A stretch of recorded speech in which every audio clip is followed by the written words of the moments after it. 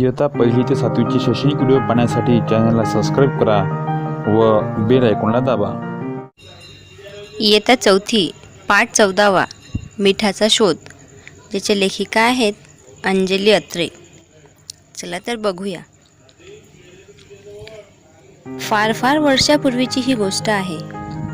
इतक्या पूर्वीची की त्या काळी माणूस जंगलामध्ये गुहेत राहत असे आणि कंदमुळे खाऊन पोट भरत असे। शिकार करून प्राण्यांचं मांस खात असे। त्याला अन्न शिजवून किंवा भाजून खाणं हे माहीत नव्हतं। इतकंच काय, पण तो कंदमुळे खात असे, तीही तशीच अळणी म्हणजे मिठाशिवायच। आज आपण एखादा पदार्थ मिठाशिवाय खाऊ शकणार नाही, पण त्या काळी मीठ म्हणजे काय हेही त्याला ठाऊक नव्हतं। एक दिवशी असंच जंगलामध्ये भटकताना एका आदिमानवानं काही हरणांना ठराविक जागी एका झाडाच्या बुंद्यापाशी असणाऱ्या दगडांना चाटताना बघितलं। बरेच दिवस त्याने या गोष्टीचं निरीक्षण केलं। त्याला खूप आश्चर्य वाटलं। मग त्याच्या मनात कुतूहल जागृत झालं। काय असेल बरं हे? ही हरणं रोज का बरं या जागी हे दगड चाटतात? आपणही बघूयात का चाटून? त्याच्या मनात शंका आली आणि लगेच शंकेचं समाधान करण्यासाठी त्यानं तेच दगड चाटून पाहिले। तर काय, एक वेगळीच पण मजेदार चव त्याच्या जिभेवर रेंगाळायला लागली। त्याला ती खूप आवडली। तो रोज त्या जागी जाऊन तो दगड चाटू लागला। तो दगड म्हणजे काय होतं हे माहीत आहे का तुम्हाला? तो होता खनिज मिठाचा दगड। खनिज मीठ म्हणजे ज्याला आपण सैंधव मीठ असे म्हणतो। त्यानंतर त्याला एक युक्ती सुचली। त्या दगडाचे त्यानं तुकडे केले। ते तुकडे आपल्या गुहेत नेऊन ठेवले आणि कंदमुळं खाताना रोज थोडा थोडा दगड चाटू लागला। त्याला आता जेवणात खूप मजा येऊ लागली। हाच दगड खातानाही तो चाटू लागला। असे खूप दिवस गेले आणि एके दिवशी ते संपूर्ण तुकडे संपले। मग त्यानं आधीच्या जागेवरून आणखी दगड आणले, पण त्या दगडांना पूर्वीची चव नव्हती। मग त्या आदिमानवाला पुन्हा बेचव अळणी जेवण खाणं भाग पडू लागलं। आता त्याला शांतपणे बसून राहावेना।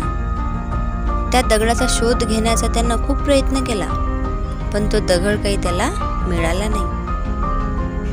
आता काय बरं करावं असा विचार करताना चालत चालत तो त्या जंगलाच्या टोकापाशी, म्हणजे जिथे जंगल संपतं अशा जागेवर येऊन ठेपला।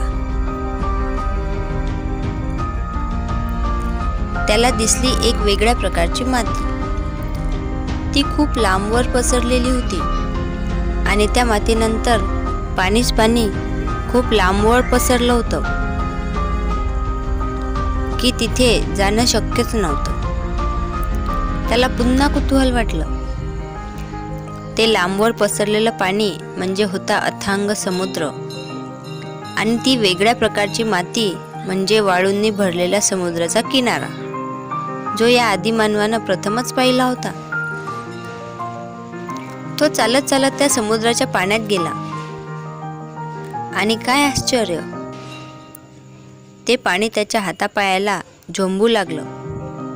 का माहीत आहे? आदिमानवाच्या हातांना आणि पायांना बरंच खरचटलं होतं। जंगलातले काटेकुटे दगड यामुळे पायांना बऱ्याच जखमाही झाल्या होत्या। त्यामुळे समुद्राच्या पाण्यामुळे झोंबणं सुरू झालं। त्याला आश्चर्य वाटलं, कारण नदीचं पाणी तर त्याला माहीत होतं, पण ते असं कधी अंगाला झोंबलं नव्हतं।